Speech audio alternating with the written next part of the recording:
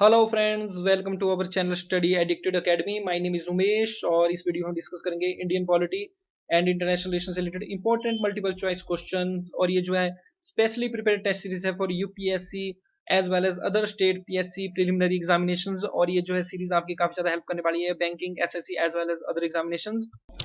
सो far अगर आपने अभी तक हमारे चैनल को जो है सब्सक्राइब नहीं किया है तो आप हमारे चैनल को जो सब्सक्राइब कर लीजिए। स्टडी एडिक्टेड एकेडमी करके हमारा चैनल जो यूट्यूब पे रहता है, और बेल आइकन को भी प्रेस कर लीजिए ताकि हमारी बनाई हुई हर एक वीडियो की नोटिफिकेशन जो आपको मिल सके। So far Indian polity and international relation से रिलेटेड हमने 24 पार्ट्स जो है मल्टीपल चॉइस क्वेश्चंस की जो है डिस्कस कर लिए हैं, जिसमें हमने 240 बहुत ही इंपॉर्टेंट क्वेश्चन जो है डिस्कस कर लिए हैं। और डिफरेंट टॉपिक्स के ऊपर हम वहाँ पर जो क्वेश्चन डिस्कस करते हैं और उसकी एक कंसेप्चुअल क्लियरिटी मैं आपको प्रोवाइड करता हूँ। पार्ट 25 अब यहाँ पर जो हम 241 टू 250 हम क्वेश्चन डिस्कस करेंगे, और इसमें मैंने स्पेशली जो इलेक्शन कमीशन ऑफ इंडिया से रिलेटेड जो है क्वेश्चन यहाँ पर जो प्रिपेयर किए हैं, ताकि एक कंसेप्चुअल क्लियरिटी आपको जो इलेक्शन कमीशन ऑफ इंडिया से रिलेटेड मिल सके। फर्स्ट क्वेश्चन आपकी स्क्रीन के सामने रहता है। इसमें आपसे पूछा जा रहा है कि नीचे दिए गए ये जो अथॉरिटीज हैं, ये जो बॉडीज हैं, इनमें से कौन संवैधानिक बॉडी नहीं है, किसका मेंशन आपको संविधान में नहीं मिलेगा। तो देखिए, मैं आपको बताना चाहूंगा जो स्टेट इलेक्शन कमीशन है, ये फॉर्म हुआ था after the 73rd and 74th constitutional amendment act 1992 के द्वारा।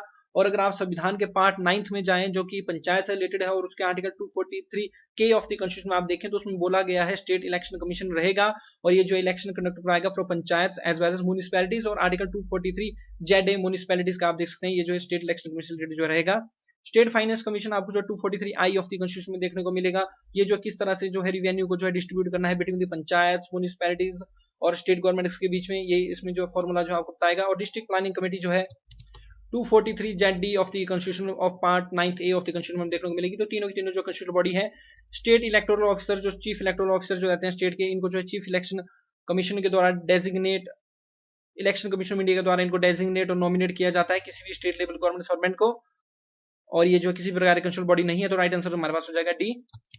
तो अगर संविधान के पार्ट 9th और 9th ए में अगर आप देखें तो आर्टिकल 243 आई मिलेगा आपको पार्ट 9th में, और आर्टिकल 243 वाई मिलेगा 9th ए में।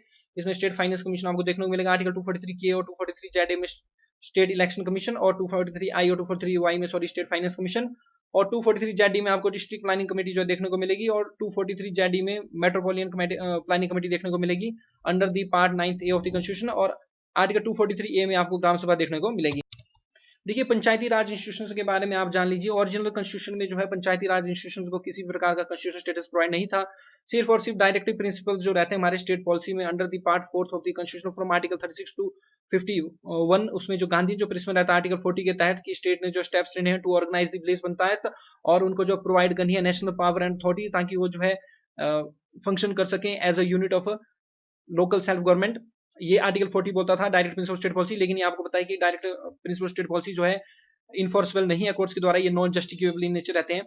देखिए क्या होता है कि 73rd और 74th जो कॉन्स्टिट्यूशन अमेंडमेंट एक्ट है, ये आपको काफी ज्यादा इंपॉर्टेंट जो है हमारी जो है हिस्ट्री एज वेल एज हमारे संविधान या हमारी पॉलिटी में देखने को मिलेंगे। 73rd कॉन्स्टिट्यूशन अमेंडमेंट 1992 जो है होता है नरसिम्हा राव जी की, उसमें जो है गवर्नमेंट होती है, तो उसके द्वारा जो है एक पार्ट 9th हमारे संविधान में जो ऐड किया जाता है, और इस पार्ट 9th का नाम रखा जाता है दी पंचायत। और इसमें आपको आर्टिकल देखने को मिलेंगे आर्टिकल 243 टू 243 ओ 243 ओ 243 में देखिए इन्होंने जो है डेफिनेशन दी हुई है। देखिए हमारी कंट्री में जो है किसी भी स्टेट में आप देख लीजिए, चाहे हिमाचल है, चाहे उत्तराखंड है, चाहे पंचायत है, 3 टायर, वेरी इंपॉर्टेंट, 3 टायर जो है आपको पंचायती राज स्ट्रक्चर देखने को मिलेगा, जिसमें जो है विलेज लेवल के ऊपर हमें देखने को मिलती है ग्राम पंचायत। फिर उसके ऊपर इंटरमीडिएट लेवल उसमें हमें जो है ब्लॉक समिति, तो पंचायत समिति या ब्लॉक समिति इनको हम बोलते हैं, या पंचायत समिति आप इनको बोल सकते हैं। और डिस्ट्रिक्ट लेवल पे होते हैं हमारे पास जिला परिषद। अब देखिए, ये जो ग्राम पंचायत होती है, ग्राम पंचायत में आपके पास प्रधान आएंगे, आपके पास जो है इसमें उप प्रधान, वार्ड मेंबर्स वगैरह होते हैं। अब देखिए, ग्राम पंचायत से रिलेटेड एक और टर्म होती है ग्राम सभा। ग्राम पंचायत की एक ग्राम सभा भी लगती है। आपको पता है कि ग्राम सभा ऑर्गेनाइज होती है, ग्राम सभा ही जो है डिसीजन लेती है, रेजोल्यूशन पास करती है। ग्राम सभा का मतलब होता है, मान लीजिए कोई ग्राम पंचायत है। ग्राम पंचायत क्या होती है कि मान लीजिए 2, 3 या 4 या 5 विलेजेस हैं, कंटिन्यूस विलेजेस हैं, उनको गवर्नमेंट बाय नोटिफिकेशन जो है ग्राम पंचायत जो डिक्लेयर करती है। और कंटिन्यूस विलेजेस जनरली होते हैं, तो इन विलेजेस के समूह के द्वारा जनरली 1000 से 5000 के बीच में किसी ग्राम पंचायत की जो पॉपुलेशन होती है, तो ये जो ग्रुप्स जो होते हैं 1 से लेके 5 विलेजेस के या ज्यादा विलेजेस में हो सकते हैं।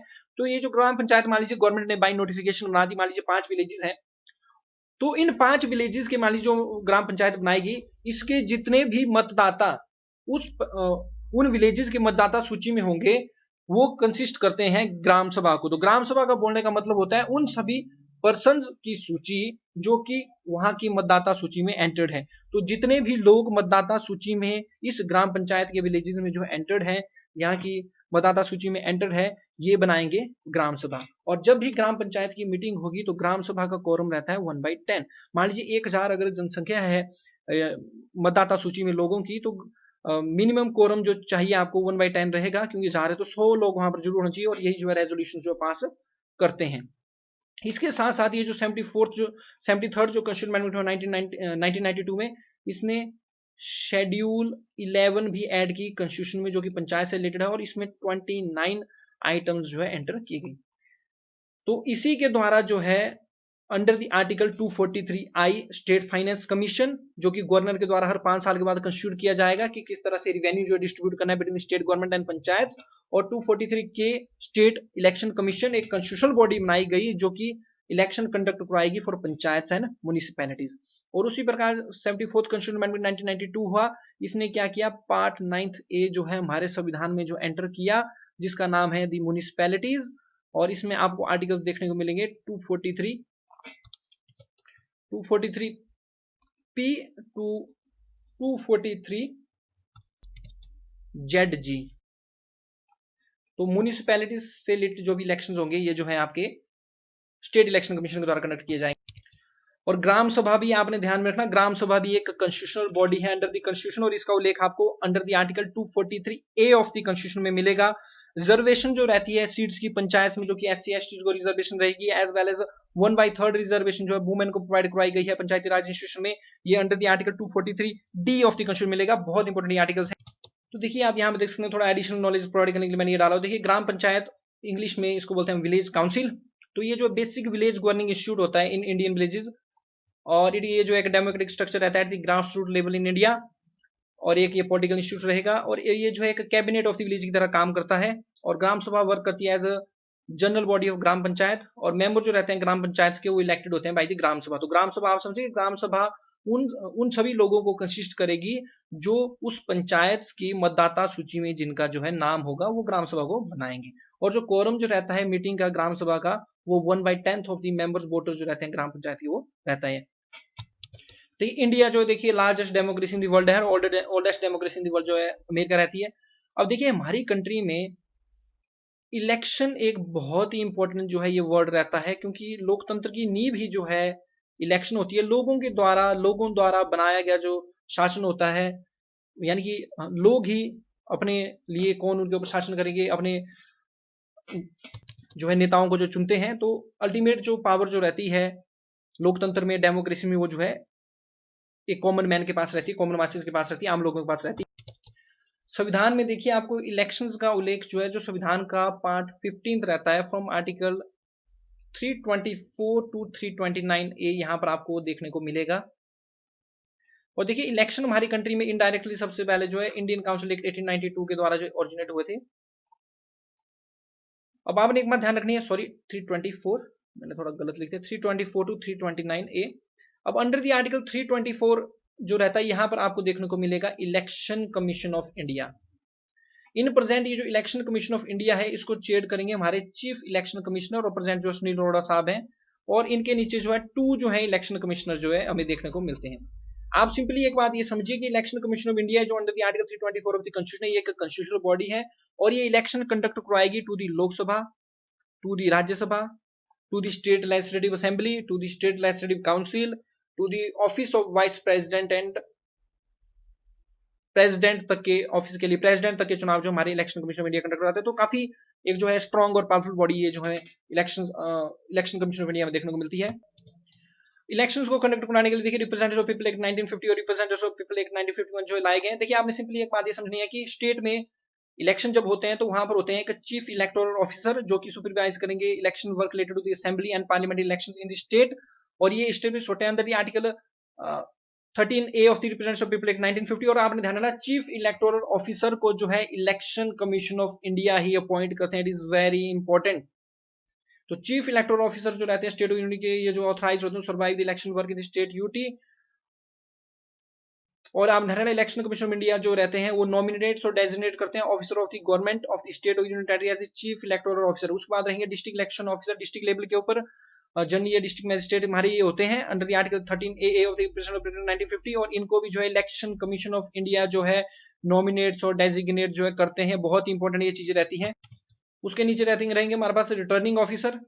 तो जो रिटर्निंग ऑफिसर होंगे आपके ब्लॉक लेवल के ऊपर, तो ये जनरली एसटीएम भी जो है रिटर्निंग ऑफिसर जो है एसटीएम जो है बनाया जाता है। और रिटर्निंग ऑफिसर जो है रिस्पॉन्सिबल रहता है to conduct the election the parliamentary और असेंबली कंस्टिट्यूएंसी। तो किसी कोई कंस्टिट्यूएंसी मान लीजिए कोई ब्लॉक है, डिफरेंट कंस्टिट्यूएंसीज में जो है डिवीजन होता है जब इलेक्शन होते हैं, तो वहां पर जो इलेक्शन कंडक्ट कराने की जिम्मेदारी होती है रिटर्निंग ऑफिसर्स की होती है ये। और ये जो सेक्शन 21 ऑफ 1941 आपको मिलेंगे। और election commission of India again returning officers को अपॉइंट करते हैं। उसके बाद आपने ध्यान रखना प्रिजाइडिंग ऑफिसर। प्रिजाइडिंग ऑफिसर हर एक पोलिंग स्टेशन के ऊपर आपको एक प्रिजाइडिंग ऑफिसर मिलेंगे। प्रिजाइडिंग ऑफिसर्स को अपॉइंट करते हैं डिस्ट्रिक्ट इलेक्शन ऑफिसर। ये बात आपने हमेशा याद रखनी है कि जो प्रिजाइडिंग ऑफिसर्स रहते हैं पोलिंग स्टेशन के उनको डिस्ट्रिक्ट इलेक्शन जो ऑफिसर रहेंगे वो उनको जो अपॉइंट करेंगे। अब देखिए नेक्स्ट क्वेश्चन आपसे सिंपली ये पूछा जा रहा है कि नीचे दिए गए ये जो कमीशन है इनमें से कौन सा कमीशन जो है एक कॉन्स्टिट्यूशनल बॉडी है, किसको कॉन्स्टिट्यूशन इंडिया के द्वारा एस्टेब्लिश किया गया। तो देखिए यहाँ पर तो इलेक्शन कमीशन ऑफ इंडिया जो है एक कॉन्स्टिट्यूशनल बॉडी है। देखिए यूजीसी एक स्टैच्यूटरी बॉडी है अंडर यूजीसी एक्ट 1956 आपको देखने को मिलेगा। फिर national human right commission again एक स्टैच्यूटरी बॉडी है और ये जो आपको जो है prevention protection of human rights act 1993 के द्वारा 1993 में एस्टेब्लिश हुआ था। सेंट्रल बिजनेस कमीशन अगेन एक स्टैच्यूटरी बॉडी है, पार्लियामेंट के द्वारा इसको जो एस्टेब्लिश किया गया है।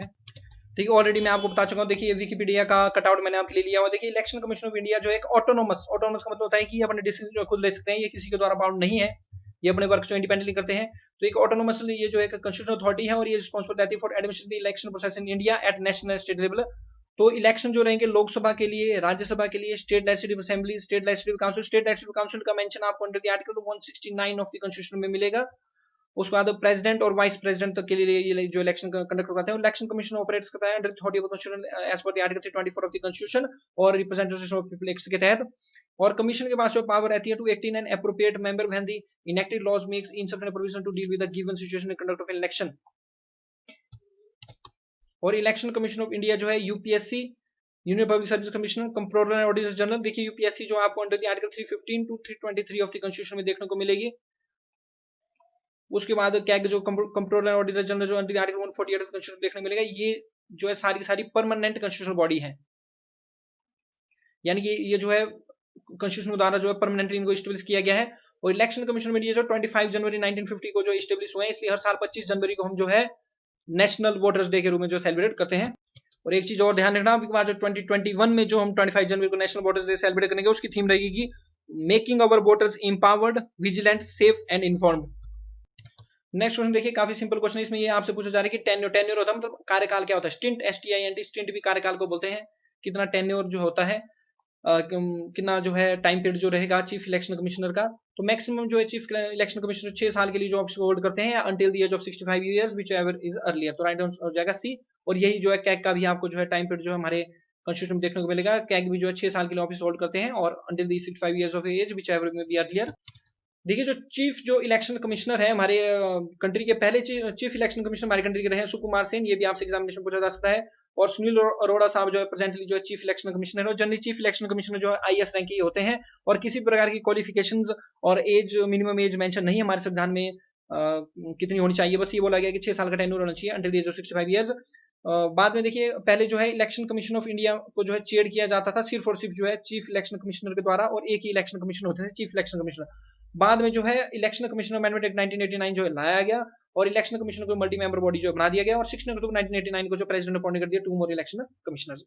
और देखिए बाद में देखिए 61st कॉन्स्टिट्यूशनल अमेंडमेंट एक्ट 1988 के द्वारा जो है वोटिंग एज आपकी जो है 21 to 18 हुई है। इस संविधान संशोधन को याद रखना। और ये जो चीफ इलेक्शन कमिश्नर होते हैं और अदर 2 जो इलेक्शन कमिश्नर होते हैं उनके पास जो इक्वल पावर्स होती हैं और इक्वल सैलरी रिसीव करते हैं। अलाउंस जो भी भत्ते होते हैं इनके सेम होते हैं। और ध्यान रखना ये जो है जनरली सिमिलर रहेंगे ऑफ दैट ऑफ जज ऑफ सुप्रीम कोर्ट। और चीफ इलेक्शन कमिश्नर और मान लीजिए जो भी ये डिसीजन लेंगे वो मेजोरिटी के द्वारा लेंगे। आज की डेट में ये 3 मेंबर बॉडी है तो जो भी ये डिसीजन लेते हैं वो मेजोरिटी डिसीजन ये जो है लेते हैं।